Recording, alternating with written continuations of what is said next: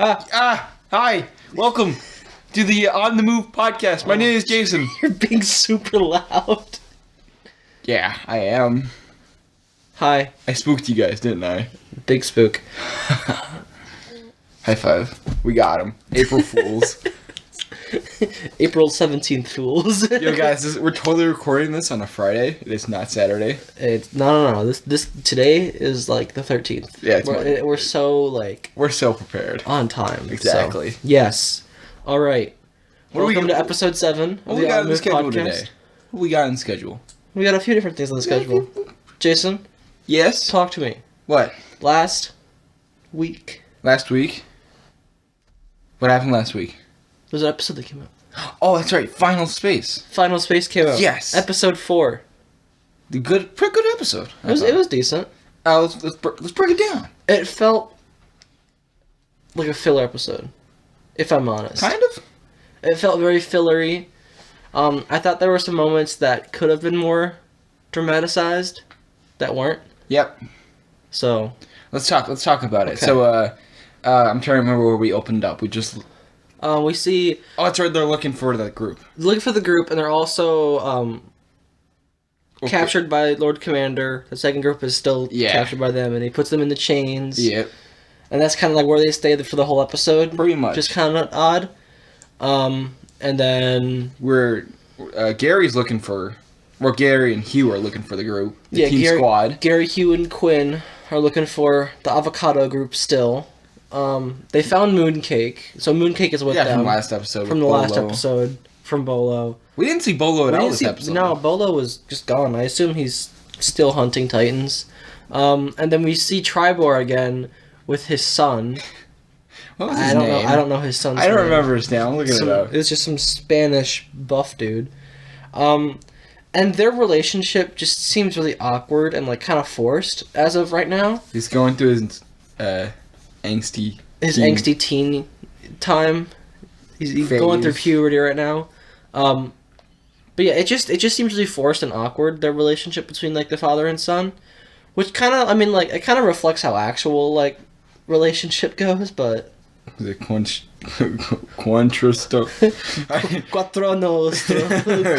Quattro Nostro, I think. Something like that. Quattro Nostro, something like that. Okay, well, you know his skin tone is dark green. He's a dark green guy, so yeah. His birthday is April 13th, guys. You better not forget his birthday. We'll see you in a year for his 1-year-old birthday. But yeah, so it's interesting. I felt like just that whole segment of like Tribor and his son, and them like bickering, and then they find the village and they defend the village and they bring back the resistance. The resistance thing was a nice callback. I hope like that was probably one of the best like moments from the show, was just the resistance in general. Oh my goodness. All the good quotes and stuff from Tribor about the resistance and all that. So I hope that gets better, because as of now it's there. Yeah. To me, it didn't really serve there's a major plot point. Yeah. In this episode, at least. Which is why I really felt like it was very filler. I mean, I'm sure it will make sense later. Yeah. But it just felt really filler right now. Like that the whole part between Tribor's part. We forgot to talk about Hugh punching Gary in the face with the monitor. Hugh is still in the ship. as the IA of the ship. I miss him as the IA. You like IA Hugh more than Robot Hugh? Yeah. I do agree with that, because he's everywhere, and he always adds in like little snarky comments and like things here and there. So he helps Quinn. Yeah. With her. Hold on. Okay. There's a small detail. Okay. Someone pointed out on Twitter that the monitor Hugh punches Gary with has a fist drawn on it. Does it really? Yeah. I thought that was funny. Alright, let's talk about Quinn. So Quinn, she's dying. She's dying. She's gonna die. She's got like 36. You're gonna owe me $5. I said that she was gonna die. You said she was gonna live. I said she was gonna die. You said she's gonna live. We're gonna go back, and I think I said she's gonna die, and I said she's gonna die. You said no way she dies. No, she dies. I said she was gonna die. I'm bringing it up. Okay, he's bringing it up. I really thought that she was. Okay. Well, start talking about other stuff. So she's kind of escaped off into her room, and she's like trying to slow down this poisoning any way she can. She like shoots herself with this injection or whatever, and that was last episode, right? The last episode we talked about that. Yo. Yo. But yeah, so it's. Talking about the Bears. I'll keep talking. You gotta carry the episode for a minute. Oh, I have to ramble. But yeah, so she goes in and she's trying to slow the poisoning down. Hugh like stops her and says, "Yo, you got like 36 hours to live. You gotta tell Gary at some point." So, doctor-patient confidentiality, big words there. Big words. Words I can't say. Hugh's not gonna reveal her secret, and now Quinn is trying to spend as much time as she can with her Gary, which has also felt really weird. It's her Gary. It is her Gary, but as we haven't seen the side of Quinn where she's really trying to appreciate the things around her. I can't find where we talk about. You know what I mean? Whatever, I'll find it later. Okay, well, it's still playing. Shut up. All right, but yeah, that was also kind of. This whole episode felt really like different and weird. Like the comedy just kind of wasn't on point for me.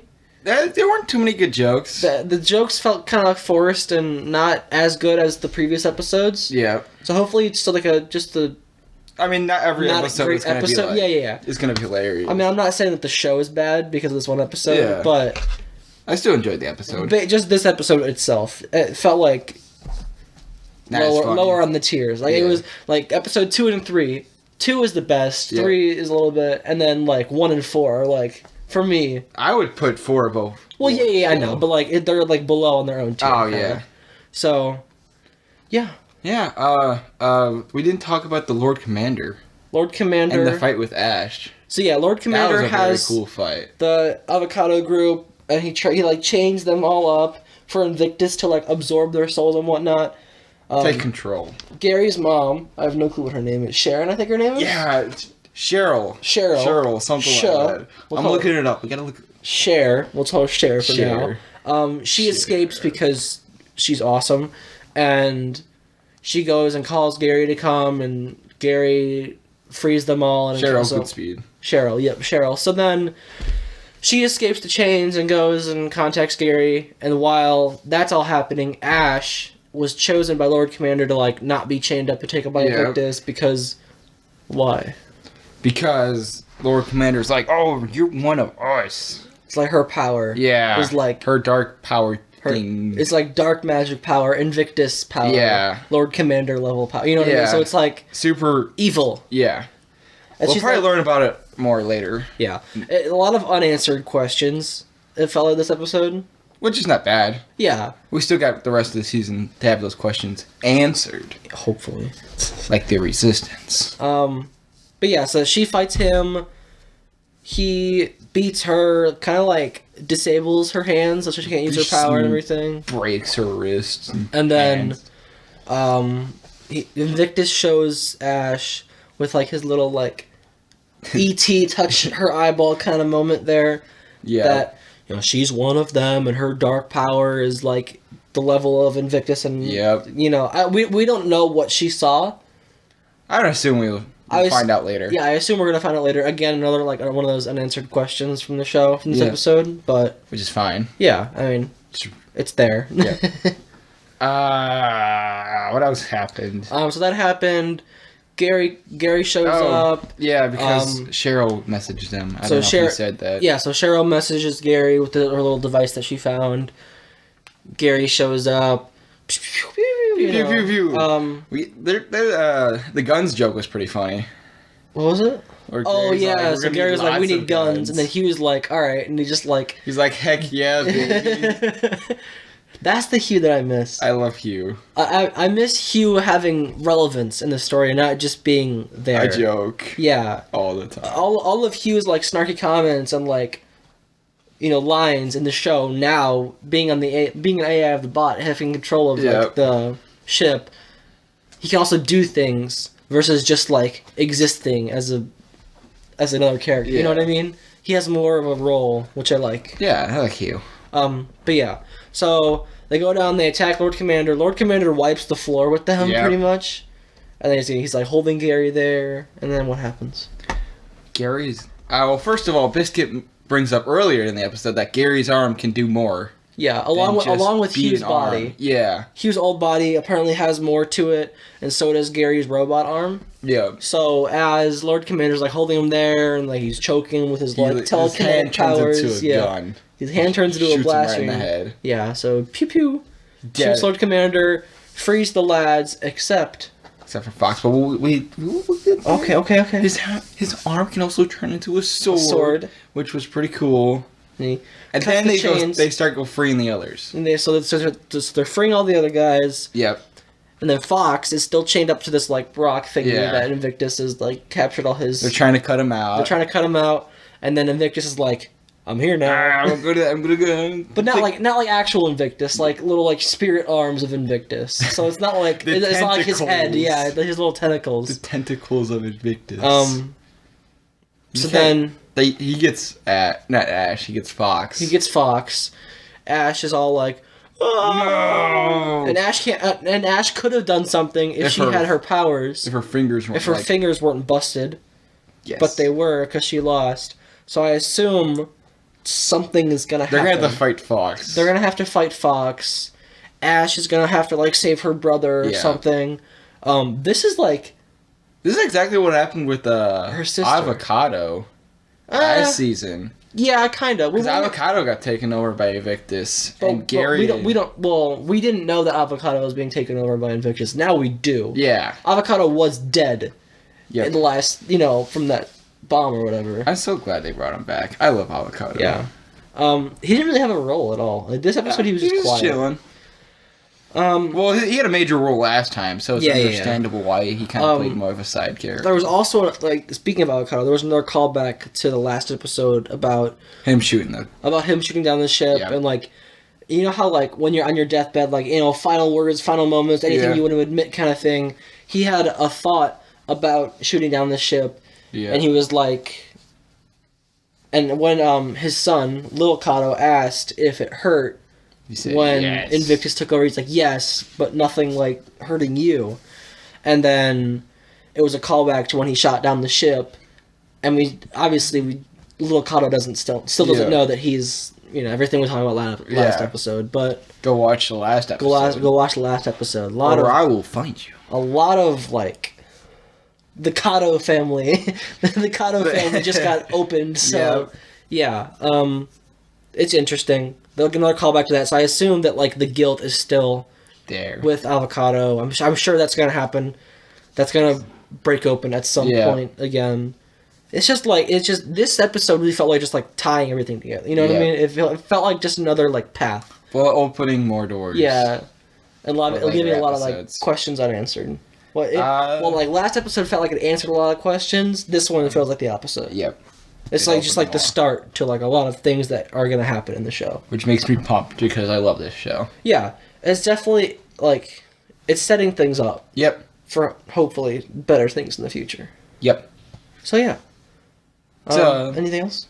Well, they get away from Invictus. Yeah. First of all, and then the Lord Commander slowly follows suit. Yeah, they fold away, and then Lord Commander. He's like, doesn't die. He regenerates. He regenerates, which is new.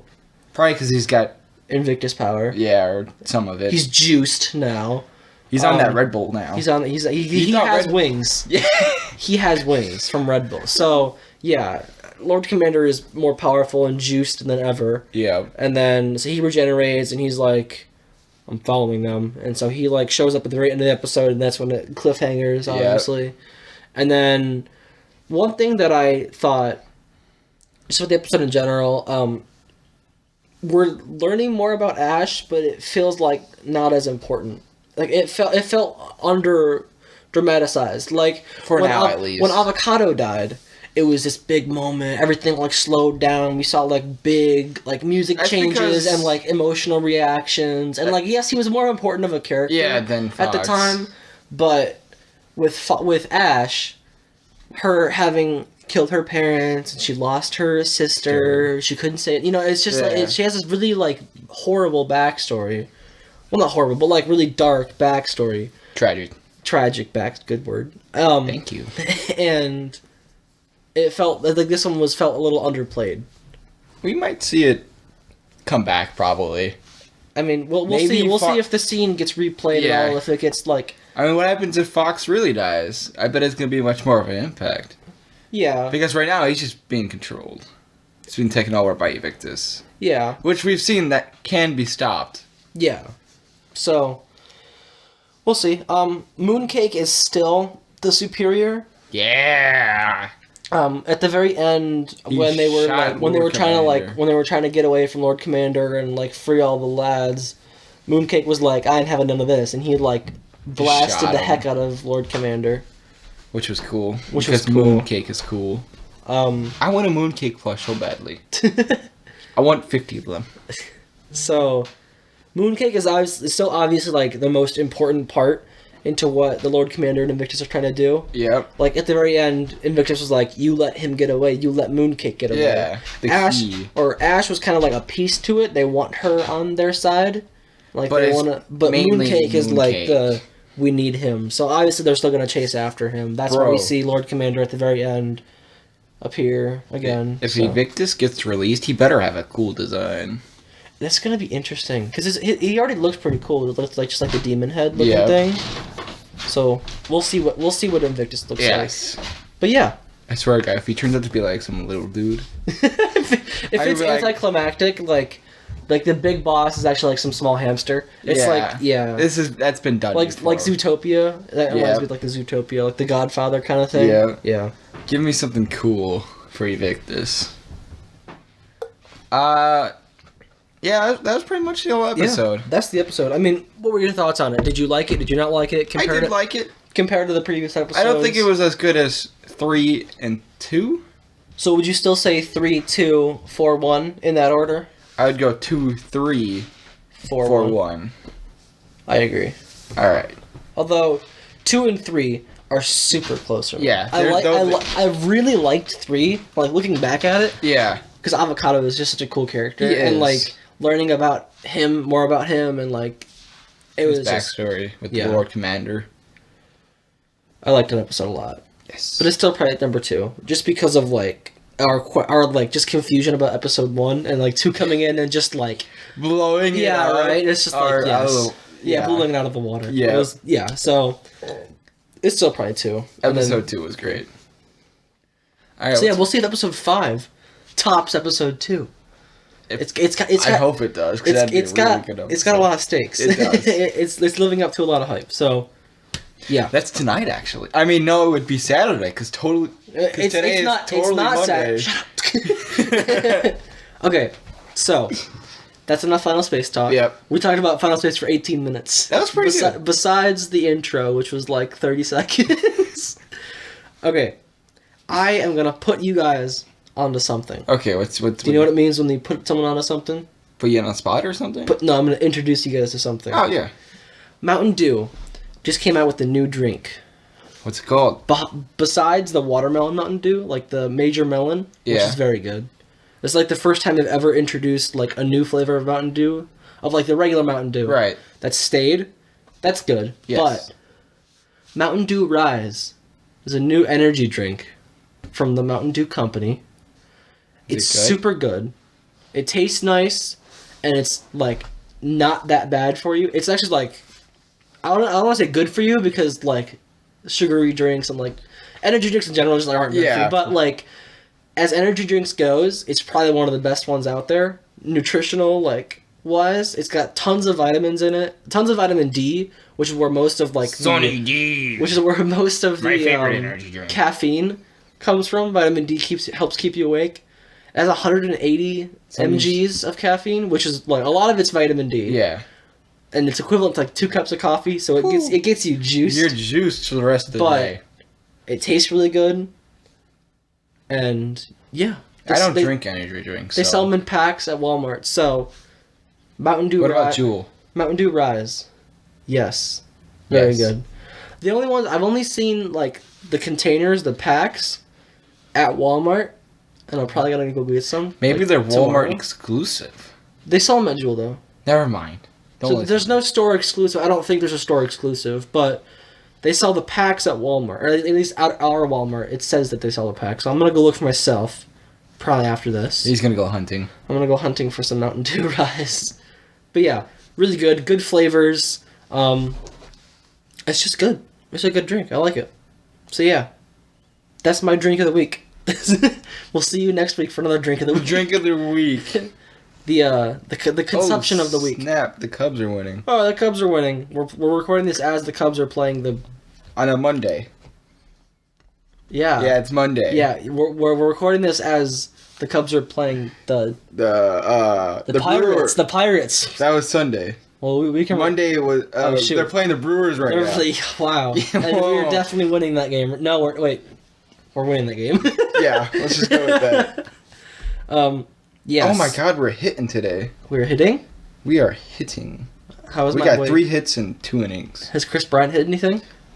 He did. Oh, he hit the ball. He's no doubt the best Cub right now. He's the best Cub right now? He's killing it. That's my guy. All right, sorry to talk about the Cubs on this good Monday afternoon. Because if we were recording this on Monday, it would be like a whole week early, and none of this next info would be out yet. Shut up. So Julian Edelman retired. Who's Julian Edelman? I don't know who that is. Julian Edelman. What's a retirement? Legendary slot receiver, in my opinion. We're predicting the future. He will retire. Exactly. He might have retired by Monday. I have no clue when. It was just this last week. But yeah, Julian Edelman retired. Great career. Yep. Like 4 Pro Bowls. He didn't get tons of. Was he a undrafted guy, or was he drafted like late rounds? Oh man, I feel like he was undrafted. I'm gonna look. He was undrafted, brought in as a QB, switched to receiver, killed it as a receiver. He's got like the second most everything for a wide receiver in the playoffs besides Jerry Rice. And everyone's like... All right, he was drafted 7th round. 7th round. 232 overall. Second pick in the 2009 draft. Okay. Well, nonetheless, he's crazy. Tons of accolades, tons of Super Bowls, a Super Bowl MVP, 4 Pro Bowls, loads of yards. I mean, he's not like the top for yards because he's just not that kind of receiver. Nope. Like he's not breaking 1,000 yards every single year. Nope. Like I'm not even. There might have been like a couple seasons where he did that, but he was never the best receiver in the league by a long shot. He was clutch. But he was clutch. He has the best catch in the Super Bowl. Yep. Against the Falcons. That crazy bobble catch between like 2 defenders on top of him, and he like slides in there and snags. Yeah, it's nuts. He's crazy. He's had 3 1,000 yard seasons. Okay. 2019, 2016, and 2013.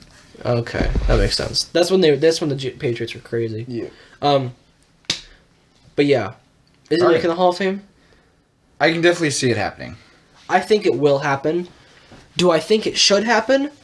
Yes, along with a lot of receivers that are probably better than him and have stronger cases. Mm-hmm. I think the Hall of Fame is very not lackluster, but like very inconsistent with who it allows and who it doesn't allow in. Julian Edelman will be one of those that they allow in, just because it's the name, it's the accolades, it's the crazy moments. Yep. It's just everything that Julian Edelman has done in his career. Like his career is like insane, crazy. Except the time he did drugs and cheated. Well, yeah, that was interesting, but oh well. No one talks about that. So yeah, Julian Edelman, in my opinion, is going to make it. Do I think he should make it? It's probably, debatable. But I think the biggest argument is that why would he make it if some guys like Wes Welker or Anquan Bolden or tons of other guys that are out there that should make it? So I think everyone should make it. I think all those guys should make it. Mitchell Trubisky should make it. He's the MVP. The first ever MVP that should make Hall of Fame. The Hall of Fame. Yes, obviously. So, yes. The Bears snagged a little free agent, little wide receiver, Marquise Goodwin. Pretty good sign. Ex-49er. I don't mind it. He's a starter, in my opinion. If Miller does get traded or does get cut, he's going to be our number 3. Unless we draft someone. That's always possible. He'll be number 2 or 3 unless we draft someone, obviously. I think he's a good mentor for Darnell Mooney. I think they are somewhat similar, and I could see Mooney fitting into a Marquise Goodwin type role. Very speedy guy, agile when he was in his prime. He's going to give secondary deep threat problems. Yeah, so... Unless we can't get a QB that can hit him on target. Well, that's a different problem. But we sorted out. So, with Andy Dalton. I mean, my biggest thing right now is that I really don't want Mooney to be our wide receiver 1. No, he can't be. I think he can. He can be a wide receiver 1 in the future. He's not ready for it, though. He needs some muscle. He's such a skinny guy. He's really small. And, like, he's not an outside guy, in my opinion. He can be a wide receiver 2. Yeah, he's perfect. Kind of like how Calvin Ridley is right now. Yep.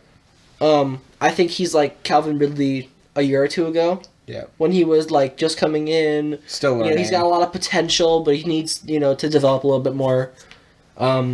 Yeah. I think Mooney can be a stud as long as you have someone that can help him out and take some of that attention away. Yep. Like Robinson. Yep. Please stay, Robinson. Please. We love you, Robinson. Please don't go. We need you. Okay. Other football news. Jadeveon Clowney. Oh, yeah. Signs with the Browns. I believe it's a 1-year deal. Baker Mayfield and the Browns. Myles Garrett has some help coming from the other edge. Myles Garrett doesn't even get blocked enough. And then here comes Jadeveon Clowney, who is...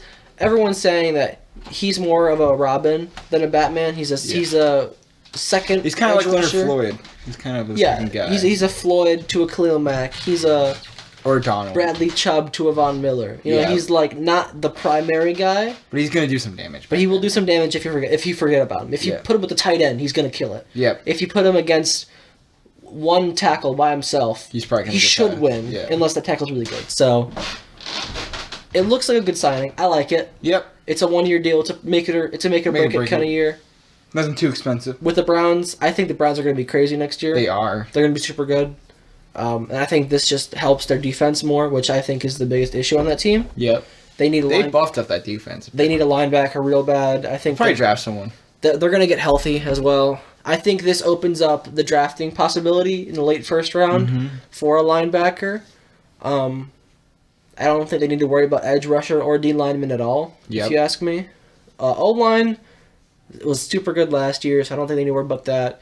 They've got receivers, they've got running backs, they've got a great kicker. They've got an excellent kicker. Cody Parkey. The G. So, whatever best defensive player available in the secondary or linebacker areas, that's where the Browns should target in the draft. And I think bringing Clowney definitely helps relieve some of that. You get Odell coming back too. Yeah, a lot of guys are going to return healthy. Corners are going to be back. Safeties will be healthy. They got better safety too. Yeah, John Johnson. Yep. Browns are going to be scared. Watch out for the Browns next year. I know for the AFC in general. The AFC North is going to be crazy with the Ravens returning healthy and the Browns and the Steelers trying to still stay relevant. I don't know how well the Steelers will do next year. I think they'll be good with that defense, but they're not going to make it far. They'll be third. Yep. In their division with the Ravens and the Browns. Are going to beat them? I think the Bengals still need another year or two. They need more stuff. They need a tackle. They just need more. Or better O-line. They need a better O-line. They just need more. I mean, that's why they're 5th overall in the draft, so we'll see what happens there. Drafts another quarterback. Oh, goodness. Not again. I would take Burrow. We'll take one Joe Burrow for the 20th overall pick, please. Thank you. Thank you very much. All right. So now, speaking of quarterbacks. Yes, what do we got doing? What do we got? We have another tier list. Yo! For the On the Move podcast listeners out there. Yo! We have a tier list. That's pretty cool. And what tier list are we doing today, Jason? The QBs. The starting QBs. Quarterback. 2020 and 2021. Yep. Starting quarterbacks tier list. Tier list. Okay. First. You got the Baker Mayfield tier, right? Should we make our own Baker Mayfield tier? Because he's going to be number 1. Well, let me just... No, it's fine. Whatever. Okay. Let's get into it. All right. Break it down. Who we got? Traditional tiers, S, A, B, C, D, in that order, top to bottom. Yep. Your standard stuff. S is like your elite tier. A is like very good. B is average. C is below average. D is... He's getting replaced next year. All right. Josh Allen. I put him in the S. S tier. Yeah. Last year, especially. He killed it. He was crazy. His accuracy improved. Everything improved. Everything improved. He went crazy with Stephon Diggs on his team. Oh my god. He's going to be even crazier next year. He's got Diggs back, Cole Beasley still. They got Adam Humphries, Gabriel Davis, who was a really underrated rookie last year. Wow. Yeah. They're going to rule the AFC. They will. East? Something like that. I think it's the East. Okay. Who's next? The MVP, Trubisky and Foles. They're both together and the in Super this Bowl tier. MVP. The Super Bowl MVP and the N Nickelodeon Most Valuable Player. Yeah, D rank. Yeah. Yep, we're good. Okay. Big Ben. He played okay last year. He played alright last year. B? I'd put him high B to low A. Yeah. Tom Brady. You gotta put him in the S. He's gotta be the S. Yeah. I mean, last year especially, he proved everyone wrong. Yeah. He has a deep ball. Believe it or not, he can throw it deep. How? I don't know. I mean, we didn't see it on the Patriots for so long, so we just must have, like, disappeared. Yeah. No, he could throw it deep. Yeah, he can. He's Drew Brees. He didn't play great last year. He played okay. I put him in the B tier with Big Ben. Okay. I'll take that. Joe Burrow. Well, we didn't get to see much out of Joe Burrow. We didn't get to see much, but what we did see... I put him in the B. I'd put him above Big Ben and Drew Brees. Yeah. I agree with that. I feel like he would have done better. Yeah. If given a better O-line. With being given anything. Who's next? All right, Cam. He didn't play good last year. Pre-COVID Cam and post-COVID Cam are two totally different Yeah, but players. we're looking at the whole year. I think pre-COVID, if he had played like that all year, A to S tier. I think he would have been A. But combined, it's like B. Yeah, I put him in C. You put him in C? He really didn't do much he really after didn't COVID. too well. He didn't really do too well. You gotta judge it by the whole year, and not those few games he did play before COVID. Okay. Derek Carr. A. A tier? I think he's mid to low A tier. Yeah, I like Carr a lot. All right. Well, we're gonna. It says Tyrod Taylor and Justin Herbert. We're gonna just take Justin Herbert. So I think Justin Herbert is an A tier quarterback. Yes, he played amazing last year for a rookie. He broke like all the records. He was like 30 yards. And he played less games than those rookies. He played like 2 less games. Yes. He was. Did you know he was 39 yards away from breaking the yards by a rookie quarterback? Probably would have gotten it if he had those. He would have gotten it if he played one more game. Yep. You could get 30 yards in one game. Like, yeah, he smoked Baker Mayfield in the rookie touchdowns. Yep. He had like with less games. With less games than no. He had more games than Baker. Oh, did he? Baker only played like 13, 14 games. Don't listen to me. But still threw like 20 touchdowns. So, all right, Kirk. He didn't. I don't think he had a very good year, did he? He had a very rough start. He had a very rough start. They brought it back a lot. I mean, I think he was a high B, low A tier. Dak. Well, from how he played really good. From where he played, it was. But then he got his foot shattered. Then he got wrecked. So we'll put him in A since he didn't play the full season. Sam Darnold. He didn't play too good. C. But then again, he's on a team with Adam Gase. Yeah. Hopefully better than the Panthers. Hopefully that gets bumped to like A I tier. believe in him. I believe in Sam Darnold. I believe in the Panthers next year. So we'll see.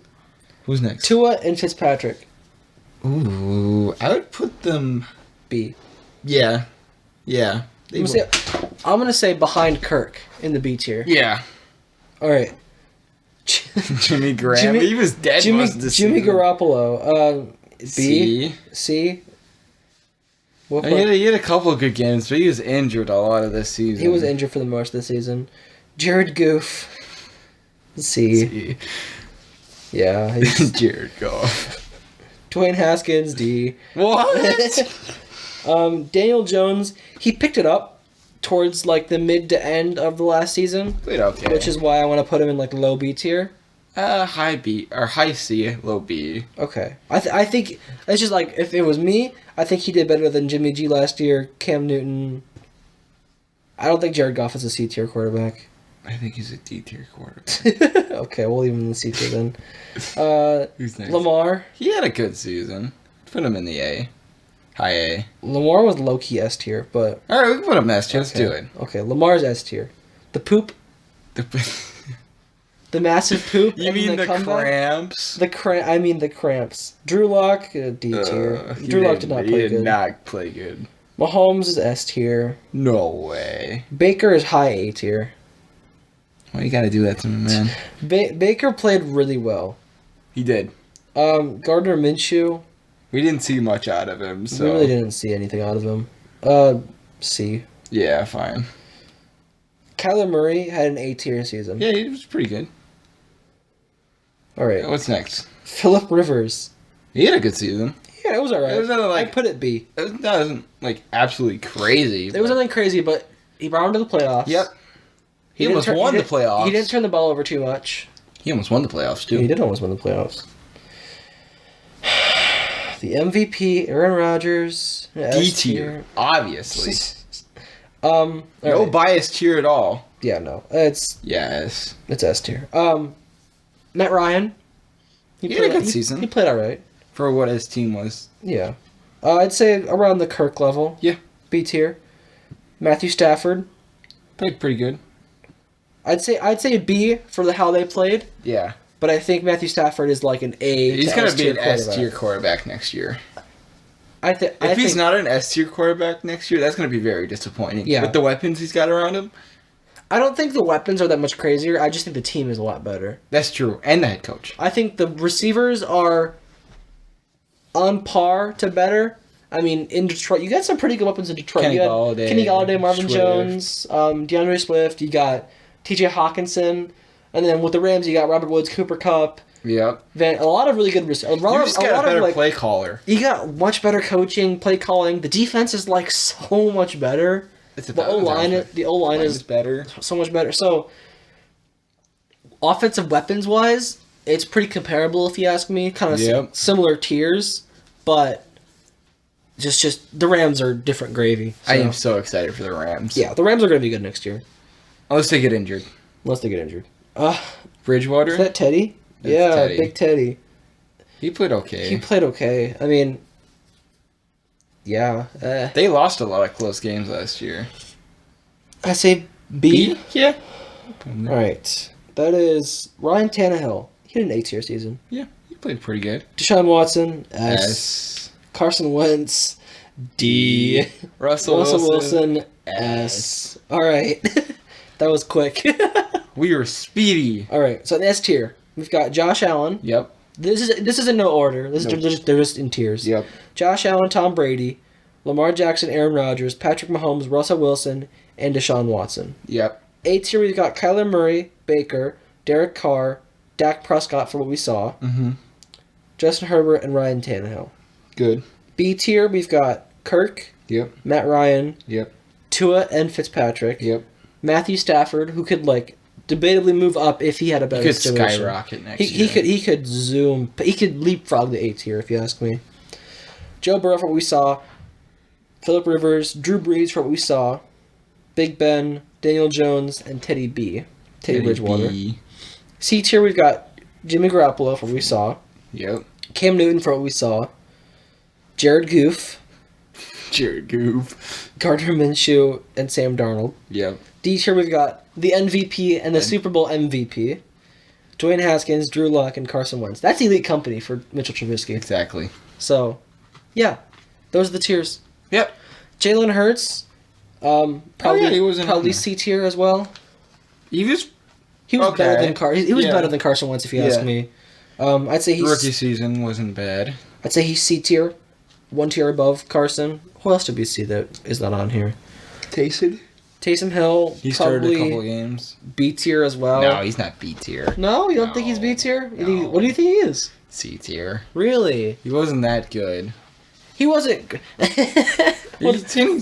What about the entire quarterback core for the Broncos? What about the wide receiver? S tier.